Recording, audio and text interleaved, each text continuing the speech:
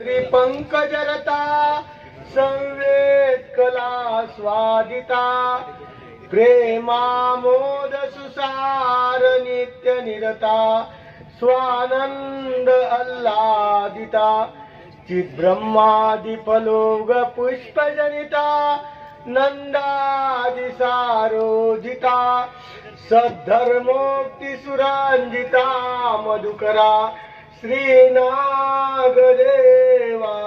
नमो सर्वज्ञ श्री चक्रधर स्वामी।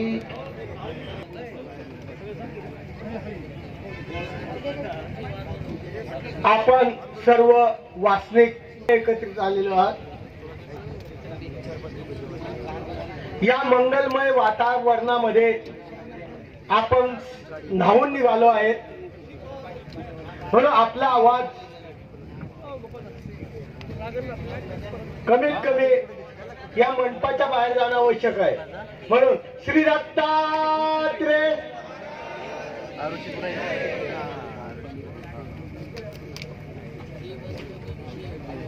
ईश्वर अनुसरण विधी, मूर्ती स्थापना, नूतन आश्रम उद्घाटन, तपपूर्ती सोहळा व पंचावतार उपहार या पंचपर्वा निमित्त आयोजित असलेली ही धर्मसभा, या धर्मसभेचे अध्यक्ष परम आदरणीय पूजनीय आचार्य प्रवर जळगाव जिल्हा महानुभाव परिषदेचे अध्यक्ष, महानुभाव आश्रम पारिमांडल्य आंबेवळगाव या आश्रमचे संचालक बाबाजी, त्याचप्रमाणे या संपूर्ण कार्यक्रमाचे अध्यक्ष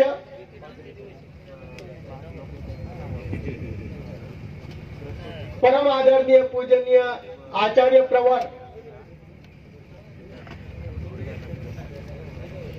संवत्सर आश्रमचे संचालक बाबाजी, त्याचप्रमाणे ज्यांच्या हस्ते ध्वजारोहण संपन्न करण्यात आला असे परम आदरणीय पूजनीय आचार्य प्रवर शिक्रापूर निवासी बाबाजी, ज्यांच्या हस्ते आश्रमचे उद्घाटन झाले असे परम आदरणीय पूजनीय आचार्य प्रवर बाळापूरकर बाबाजी, ज्यांच्या हस्ते मूर्ती स्थापना झाली असे परम आदरणीय पूजनीय आचार्य प्रवर आमनाय आचार्य गुंफेकर बाबाजी, त्याचप्रमाणे ज्यांच्या हस्ते या भव्य सभा मंडपाचं उद्घाटन झालं असे परम आदरणीय पूजनीय आचार्य प्रवर परांडेकर बाबाजी, त्याचप्रमाणे व्यासपीठावर उपस्थित असलेले ज्यांनी माझी मदत केली दीप प्रज्वलनासाठी असे परम आदरणीय पूजनीय माझे बंधू साळवाडीचे बाबाजी विश्वनाथ बाबाजी शास्त्री, त्याचप्रमाणे वालेराज बाबाजी अंकुळनेरकर, व्यासपीठावर उपस्थित असलेले सर्वच आचार्यगण, संत महंत तपस्विनी वासनिक बंधू भगिनींनो,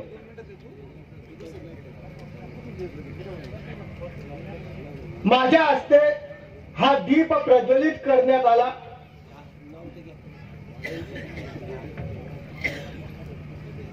दीप काय सांगत असतो? मानवा पंथाच्या दृष्टीने जर विचार केला तर प्रत्येकाला या दीपाची गरज आहे, कारण प्रत्येक जण वासनिक या संसारामध्ये अज्ञान रूपी अंधकारामध्ये व्यापून गेलेला आहे आणि त्या अंधकारातून आपल्याला व्यक्त होण्यासाठी, अलिप्त होण्यासाठी, त्या अंधकारातून आपल्याला डोळस होण्यासाठी अशा प्रकारची ही धर्मसभा होत असते आणि या धर्मसभेच्या माध्यमातून आपल्या अंतःकरणात जी अज्ञानता आहे ही अज्ञानता दूर होत असते.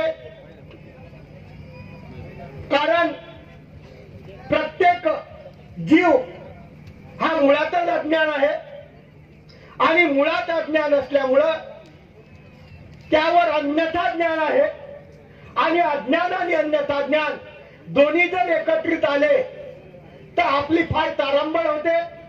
आपण कोणत्या तरी एखाद्या खड्ड्यामध्ये जाऊन पडतो.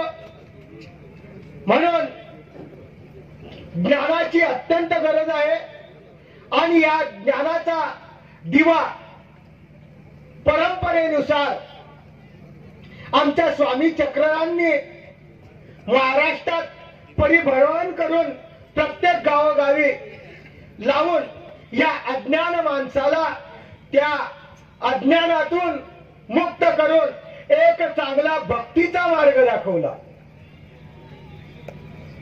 आणि भक्तीचा मार्ग दाखवून त्याचं जीवन त्या अंधकारमय असलेल्या वातावरणातून ज्ञानमय प्रकाशमय वातावरणामध्ये आणलं आणि त्याला दाखवून दिलं की जीव काय आहे, देवता काय आहे, प्रपंच काय आहे, परमेश्वर काय आहे.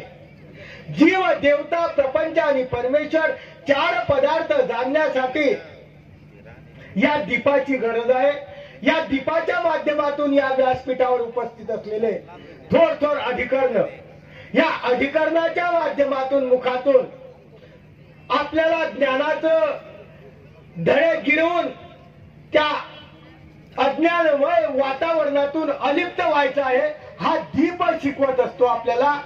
स्वामी चक्रांनी 800 वर्षापूर्वी भांडारा या गावाला भिक्षेला गेले असताना अत्यंत विद्वान असलेला भांडारेकर की ज्याला 6 शास्त्र 18 पुराण सर्व काही माहित होतं, परंतु तरीही अज्ञान होता. तरी त्याला जे पाहिजे होतं ते मिळत नव्हतं. त्या भांडारेकरांना जे पाहिजे होतं ते भेटत नव्हतं. म्हणून एका दिवशी सकाळच्या वेळेस आपल्या घराच्या बाहेर बसलेले आहेत, ग्रंथ वाचता आहेत आणि ग्रंथाचे पानं उलटत आहेत. पानं उलटत आहेत, पुढे चाललेले आहेत. त्यांना जो प्रश्नाचं उत्तर पाहिजे ते उत्तर त्यांना मिळत नाहीये. अशा वेळेस स्वामी चक्रांचं आगमन त्यांच्या घरासमोर झालेलं आहे आणि त्यांनी भिक्षा हा शब्द उच्चारलेला आहे.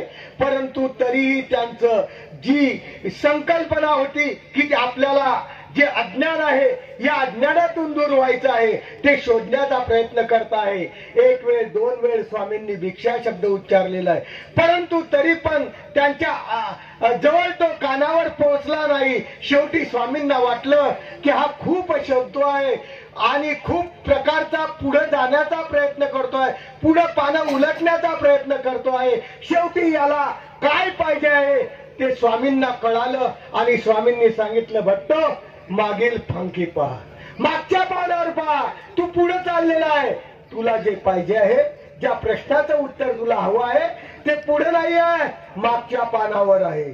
आणि मागच्या पानावर असलेलं जे उत्तर आहे त्यांनी शोधलं भांडारेकरांनी आणि त्यांना एकदम स्वामींकडे लक्ष गेलं आणि तो दीप त्यांच्या अंतःकरणात प्रज्वलित झाला. इतका प्रज्वलित झाला, इतका प्रज्वलित झाला की त्यांनी कोणताही विचार न करताना, स्नानाला पाणी टाकलेलं असताना सुद्धा कोणताही विचार केला नाही, पत्नीलाही भेटले नाही आणि स्वामींच्या मागे निघालेले आहेत.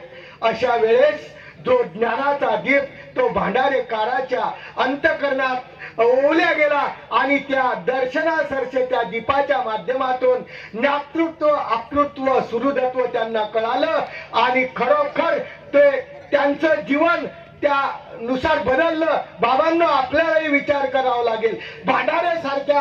भांडारेकरासारख्या विद्वानांना जर त्या कर्मराटीमध्ये चांगला मार्ग दिसला नाही तर आपण अशा भरकटलेल्या संसारात वावरत करत असताना आपल्याला किती प्रकारचे अज्ञान आहेत आणि हे अज्ञानता दूर करायची असली तर अशा माध्यमातून आज या पूजा ज्यांनी अनुसरण घेतलं या पूजेने हे कोमल कोमलीने अनुसरण घेतलं. खरोखर अंतकरणाने कोमल म्हणावं नाही लागणार, नावानी कोमल आहे, परंतु आमचे संवत्सर निवासी बाबाजींच्या सन्निधानात गोविंदराज बाबाच्या संस्काराच्या माध्यमातून, मनीषाताईच्या संस्काराच्या माध्यमातून ते कोमलची जरठ झाली आणि जरठत्व करून आज आपल्या समोर कोमल वयामध्ये तिने आपलं सर्वस्व परमेश्वराच्या चरणी अर्पण केलं.